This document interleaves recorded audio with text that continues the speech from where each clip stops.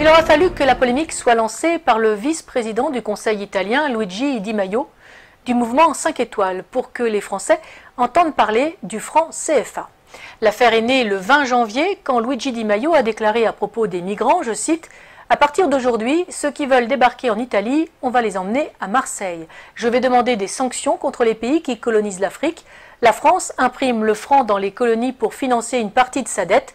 Pour laisser les Africains en Afrique, il suffirait que les Français restent chez eux. » Fin de citation.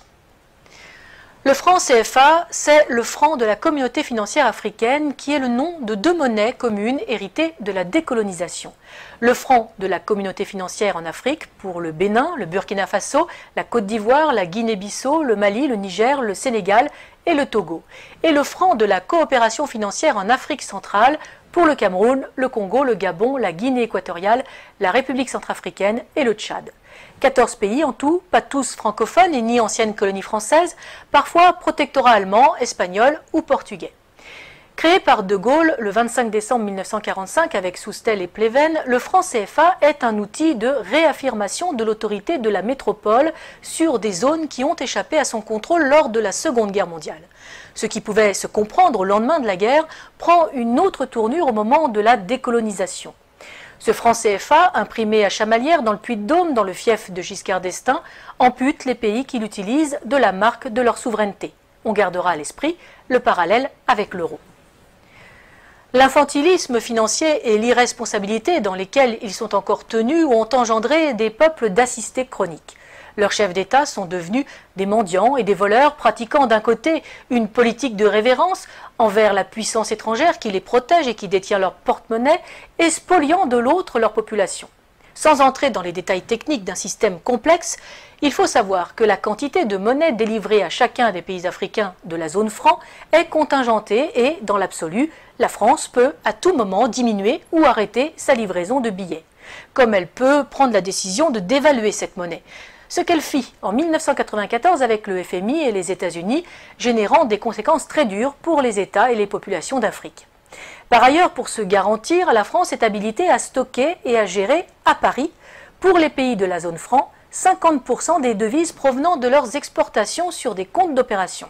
Elle en ponctionnait la totalité jusqu'en 1973 et l'équivalent de 65% jusqu'en 2005. Les recettes en devises du cacao, du café, de l'EVA, du pétrole, du coton, de l'uranium, de l'or, du diamant, du manganèse, des métaux rares, etc. vendus dans le monde entrent donc pour une bonne part à la Banque de France et non dans les pays africains de la zone franc qui ont généré ces exportations.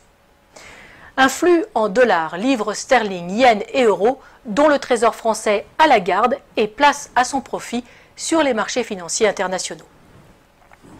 Autre confiscation très avantageuse pour la France, le dépôt de l'or africain dans nos coffres qui vient garantir ce franc CFA et qui s'ajoute aux réserves d'or de l'État français, nous permettant de figurer en bon rang parmi les États occidentaux dont les réserves d'or sont les plus élevées. Après les États-Unis, 8100 tonnes, l'Allemagne, 3400 tonnes, le FMI, 2800 tonnes et l'Italie, 2450 tonnes et devant la Russie, 2000 tonnes. Un avantage non négligeable en période de crise.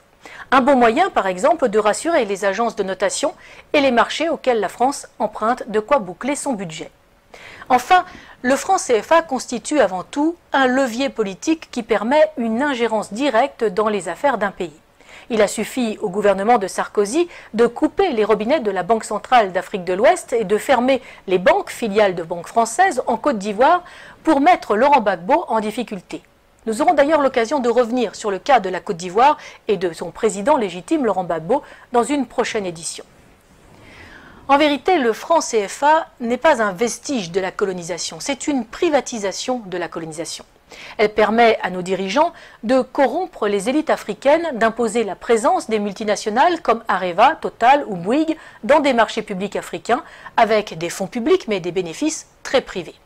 Et les pertes parfois magistrales, comme pour Areva, que nous avons déjà évoquées sur ce même plateau, si elles sont bien à la charge des contribuables français, n'empêchent en rien le versement de commissions bien juteuses. Ce sont les mêmes multinationales qui font venir la main-d'œuvre africaine en Europe, un sous-prolétariat déraciné de pays corrompus et ruinés, une masse d'esclaves qui a l'énorme avantage de faire baisser les salaires des Européens et de mettre à mal tous les systèmes sociaux de protection, maladie, retraite, famille et les services publics. En multipliant les bénéficiaires sans apporter de nouveaux contributeurs, l'équilibre est rompu, les systèmes de protection et les services publics ne fonctionnent plus. Du coup, les bénéficiaires légitimes, les seuls contributeurs, les deux souches, n'en veulent plus et le privé peut prendre la relève et empocher de juteux bénéfices. Les délires complotistes, Charlie Hebdo, dans son édition du 27 octobre 2004, citait des propos tenus par Renaud Dutreil, alors ministre de la fonction publique, le 20 octobre à Paris, lors d'un déjeuner-débat de la Fondation Concorde. Je cite: « Le problème que nous avons en France, c'est que les gens sont contents des services publics. L'hôpital fonctionne bien, l'école fonctionne bien, la police fonctionne bien. Alors, il faut tenir un discours, expliquer que nous sommes à deux doigts d'une crise majeure, mais sans paniquer les gens, car à ce moment-là, ils se recroquevillent comme des tortues. » C'était en 2004, on mesure le chemin parcouru en 14 ans. Pour que l'Europe demeure aux Européens, il faut rendre l'Afrique aux Africains, ce qui permettra de rendre les Africains à l'Afrique. Le patriotisme social et économique que le Parti de la France veut installer dans notre pays est aussi la solution pour un développement indépendant des pays africains. Nos relations avec nos anciennes colonies est certes nécessaire pour des raisons géopolitiques et géostratégiques, mais elles doivent se faire dans l'intérêt des peuples souverains sur chacun des deux continents et non pour les bénéfices de leur caste dirigeante, qu'elle soit politique ou économique.